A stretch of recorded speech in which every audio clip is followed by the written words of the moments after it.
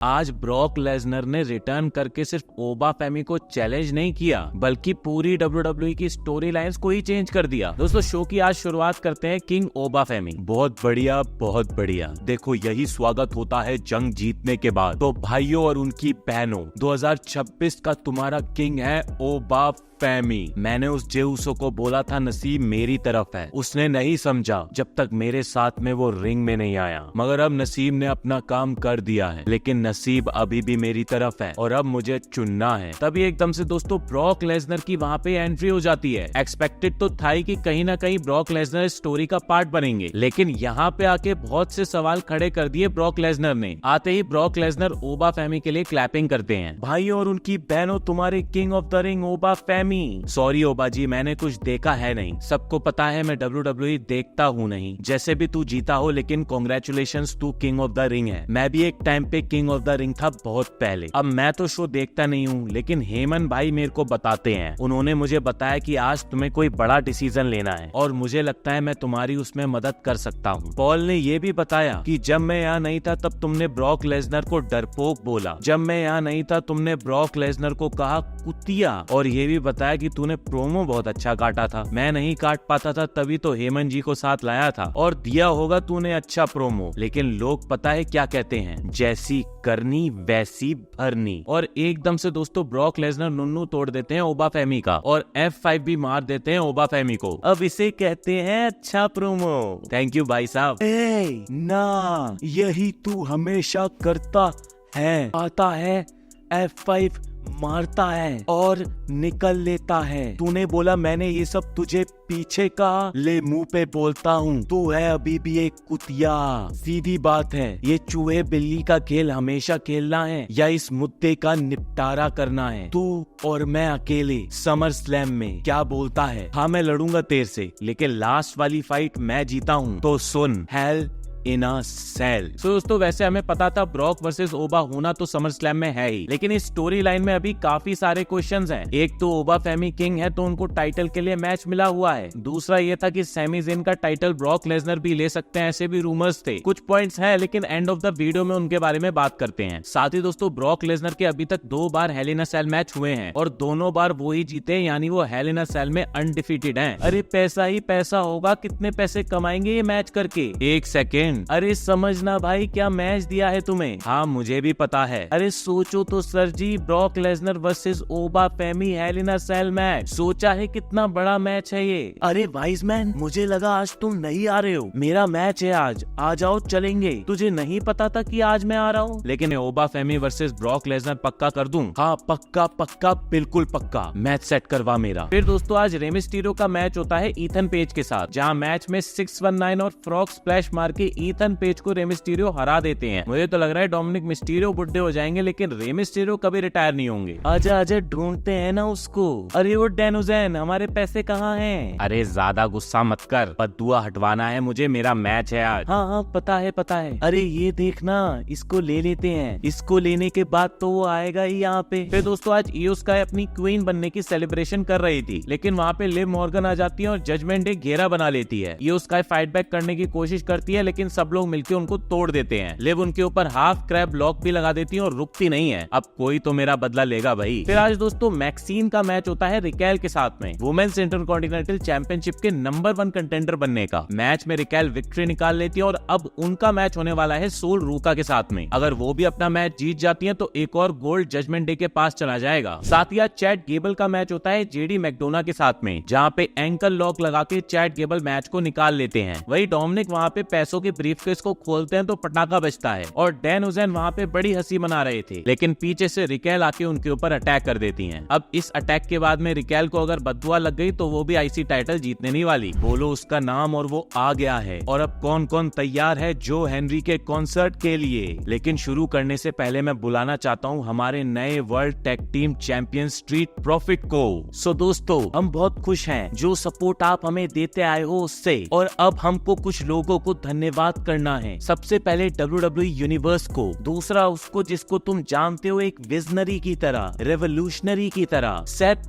Freaking Rollins की तरह, और आखिर में थैंक्स करेंगे उस बंदे को जिसको आप देखने आए हो, जो हेनरी। पिछले हफ्ते टैग टीम चैंपियनशिप का मैच कमाल था और अब एक प्यारा सा गाना हो जाए। बिल्कुल प्यारा सा गाना था तो हो जाए। हमारे पास हैं टैग टीम चैंपियन, तो थोड़ा आवाज करो। हम हैं इस प्यारे से शहर में, तो थोड़ा आवाज करो। अब ना होगा ब्रॉन ब्रेकर और ना होगा वो लोगन भॉक, ना होगा वो पॉल हेमन, क्योंकि चाट रहा है वो ब्रॉक। तो अब रह गए ऑस्टिन थ्योरी, तो आवाज करो, क्योंकि ऑस्टिन थ्योरी सो नहीं पाता उस रात से जिस रात में जॉन सीना ने प्रोमो काटा उसकी औकात पे। फिर वो विजन में गया। अरे बंद करो ये गाना बजाना। देखो देखो ये चोरो चक्के खड़े हैं जिन्होंने मेरा टाइटल चुरा लिया। और किस जॉन सीना की बात कर रहा है तू? वो जॉन सीना जिसको मैंने हराया था, हैं? और तुम लोग भी ज्यादा खुश मत हो, अगले हफ्ते के लिए मैंने बात कर ली है, मैच होगा हमारा। अच्छा है, लेकिन क्या तुम्हारा साथी फिट भी है? क्योंकि अगर वो फिट है तो अगले हफ्ते उसको तोड़ के हम फिर से अनफिट करेंगे। अनफिट करेंगे। अबे हट। और सुन बे जो हेनरी, तेरा ये आखिरी गाना था जो मेरे ऊपर था, क्योंकि आज तेरा आखिरी मैच भी होने वाला है जिसमें मैं तेरे को आखिरी बार हराऊंगा। अच्छा तो आ जाना फिर दोस्तों जो हेनरी और ऑस्टिन थ्योरी का मैच होता है, जहाँ पे जो हेनरी मैच को निकाल लेते हैं, वहीं ऑस्टिन थ्योरी का फिर से वही जॉबर वाला काम स्टार्ट हो गया है। यार देखो रियलिटी तो ये भी है कि इस बंदे से कभी वो फील आया ही नहीं। कितना ही सीरियस होले, लगता है ये जोकर ही है। इतनी अच्छी अपॉर्चुनिटी भी मिली थी लेकिन फिर पॉल हेमन ने भी इनको साइड कर दिया। बंदा कितना भी सीरियस हो लो, उससे ज्यादा सीरियस तो मेरे को जो हेनरी लगता है कभी कभी। क्या चल रहा है? मैं क्या करती, रिकेल ने मुझे पकड़ लिया था। मैं रिकेल से मैच की नहीं, चैट गेबल की बात कर रहा हूँ। अगर तू फिर से उस रोड पे जा रही है ना तो अपना कुछ नहीं हो सकता। लेकिन तुम्हें करना क्या है, शादीशुदा है वो। वही दोस्तों आज फिर से एले नाइट और जिमी ऊसो के बीच में मैच होता है और आज रिंग साइड में जे ऊसो भी आए थे कि भाई कोई बीच में आए तो उसके बीच में वो आ जाए। मैच के अंदर मेरे को फील हो रहा था कि भाई इस जिमी ऊसो को कोई टाइटल मैच क्यों नहीं मिलता। मतलब बंदे की परफॉर्मेंस बहुत ही अच्छी नजर आ रही थी। वही मैच के बीच में एले नाइट जे ऊसो को किक कर देते हैं, फिर जे ऊसो इंटरफेयर करने आ जाते हैं और जिमी ऊसो वहां पे रोल अप पिन से मैच को निकाल लेते हैं। एले नाइट फिर जिमी ऊसो के ऊपर भी अटैक करते हैं और जे ऊसो एले नाइट पे अटैक कर रहे थे, फिर वहां पे सोलो सिकोआ घुस जाते हैं और जिमी पे अटैक कर देते हैं और पीछे से एले नाइट जे ऊसो के ऊपर अटैक कर देते हैं। सो दोस्तों मुझे लगता है कि WWE अब इस स्टोरी को लेके और ज्यादा सीरियस हो गई है और अब जल्द हमें सोलो सिकोआ और एले नाइट की टीम बनती नजर आ सकती है। लेकिन मुझे लगता है ये स्टोरी लाइन का आर्क बस इसीलिए बनाया जा रहा है ताकि सोलो सिकोआ वापस ब्लड लाइन में ज्वाइन कर पाए। लेकिन सोचिए क्या ये एक शुरुआत कर दी गई है एले नाइट के रिडेम्पशन आर्क की, जिसकी एंडिंग रोमन रेंज से वर्ल्ड टाइटल लेके रेसलमेनिया में हो सकती है या इवन ब्लड लाइन के हेड द रॉक के साथ में कम्पीट करके हो सकती है। बाकी तो इतना ट्रिपल एच सोचेंगे नहीं, एले नाइट को अभी बस यूज कर रहे हैं ताकि सोलो सिकोआ ब्लड लाइन में वापस आ सके। अबे ओ जेकब, कहाँ था तू पूरे दिन? है अबे सुनते नहीं हो कि सुनना नहीं चाहते? मैं ओटीसी के लिए काम करता हूँ, बस तुम लोग अपना पिछवाड़ा खुद संभालो। और अब ओटीसी ने बोला है कि जाके सोलो का निपटारा करूँ, तो अगले हफ्ते में स्मैकडाउन पे जा रहा हूँ। तू नहीं मैं भी जाऊंगा। सैमी ज़ेन के पास अब कोई चैलेंजर नहीं है तो उसको चैलेंज करूंगा और WWE चैंपियनशिप वापस ब्लड लाइन में लेके आऊंगा। ठीक है फिर मिलते हैं वहीं पे। वहीं फिर दोस्तों हमारे world heavyweight champion Roman Reigns की भी एंट्री हो जाती है। एक्नॉलेज करो फटाफट। तभी दोस्तों अचानक से वहां पे एंट्री हो जाती है सेथ रॉलिंस की, जो ओबा फैमी के टाइटल पिक्चर से हटने के बाद सीधा रोमन के सामने जाके खड़े होते हैं। हेलो मेरे भाई, 14 साल तू और मैं एक साथ चलते आए हैं, आज से उस वक्त तक जब हमने बनाई थी शील्ड। तू जो भी बोलना चाहता है बोल तू, लेकिन हम आज फिर से एक बार आमने सामने खड़े तो हो गए हैं और तेरे पास कुछ है जो मेरा है। और हाँ मेरे भाई, वक्त आ गया है अब उसको वापस लेने का। वापस? अबे तू लगता है भूल गया है, तू लाइन में पीछे खड़ा है। तूने कुछ ऐसा किया नहीं है कि तुझे इस टाइटल का मैच मिले। देख तू ये खेल कूद सबके साथ कर सकता है लेकिन मेरे सामने नहीं कर सकता है। जब बात तेरी और मेरी होती है ना तो हमेशा सबसे आगे मैं ही खड़ा होता हूँ, क्योंकि जो भी तूने आज तक अचीव किया है उस चीज का उधार है तेरे पे मेरा। और जो भी आज तू बना पड़ा है वो मेरी वजह से ही तो तू बना है। मैं मालिक हूँ तेरा, मालिक हूँ इस रिंग में तेरा, मालिक हूँ तेरे इस दिमाग का, मालिक हूँ तेरे इस दिल का। और पिछले 14 साल तेरा मालिक रहा हूँ। पीछे जाके देख ले, रेसलमेनिया 41 के ट्रिपल थ्रेट मैच में तुझे पिन किया और तेरा वाइज मैन भी ले लिया। उसके 1 साल पहले रेसलमेनिया 40 में मैंने अपनी बलि दी ताकि वो कोडी रोड्स तेरी टाइटल रेन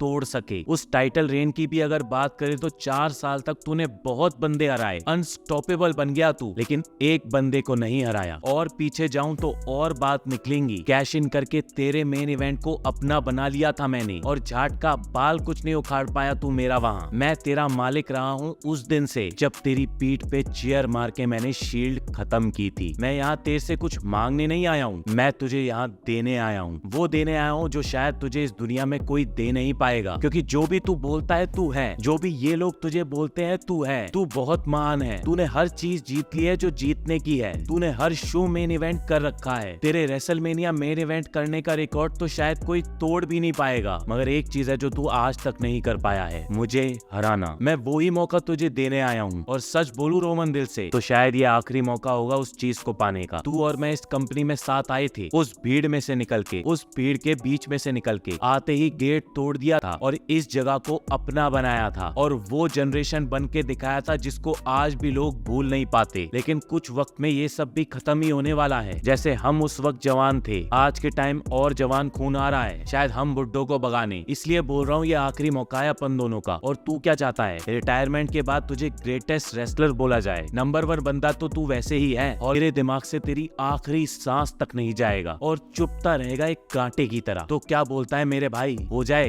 एक एक? बहुत टाइम बाद तूने कुछ सही बात करी है छोटे भाई, सही बोला है तू। मुझे तुझे हराना नहीं है, मुझे तुझे हराना ही है, और मेरे परिवार के सामने तुझे हराना है। इस समर स्लैम पे वो ही मैं करने वाला हूँ, तो हो जाए एक एक छोटे भाई। सो दोस्तों, जिस मैच का इंतजार था बहुत वक्त से वो फाइनली हो रहा है। ये ट्रिपल एच ने पूरा king of the ring tournament मेरे प्रेडिक्शन को फेल करने के लिए बनाया था क्या? आई मीन सेथ रॉलिंस ये टूर्नामेंट जीतेंगे और रोमन से लड़ेंगे, ये पहले प्रेडिक्ट हो गया था, और वो भी कुछ वैसा ही रहा है। तो भाई उस सेथ रॉलिंस को टूर्नामेंट ही जितवा देते यार, क्या फायदा हुआ ओबा फेमी के जीतने से, समझ नहीं आया मुझे। और वो जे उसो भी बोल रहा है कि अब जाके सीधा सैमी ज़ेन से लड़ेगा, लेकिन रियलिटी में वो सैमी ज़ेन से नहीं लड़ने वाले हैं। ऑलरेडी वो चीज लीक हो गई है, लेकिन स्मैकडाउन वाली वीडियो के बाद उसकी बात करेंगे। तो ओवरऑल दोस्तों देखा जाए तो असली किंग तो सेथ रॉलिंस ही निकल के आए, जिनको समर स्लैम में टाइटल मैच मिल रहा है। तो इतने हफ्ते जो king of the ring tournament चला, नाइट ऑफ चैंपियंस में भी जो भी हुआ आप सब भूल जाइए। हालांकि जो भी हो रहा है स्टोरी लाइंस तो इंटरेस्टिंग बनी रही हैं। बाकी दोस्तों WWE की लेटेस्ट न्यूज जानने के लिए आप हमारा टेलीग्राम चैनल ज्वाइन कर सकते हो। वहाँ पे आपके जैसे ही रेसलिंग फैंस बात भी करते हैं, डिस्कस भी करते हैं और साथ में न्यूज भी पाते हैं। डिस्क्रिप्शन के अंदर लिंक है, तो उसको ज्वाइन करना ना भूलें। मिलता हूँ आपको नेक्स्ट वीडियो के साथ में, तब तक के लिए सायोनारा।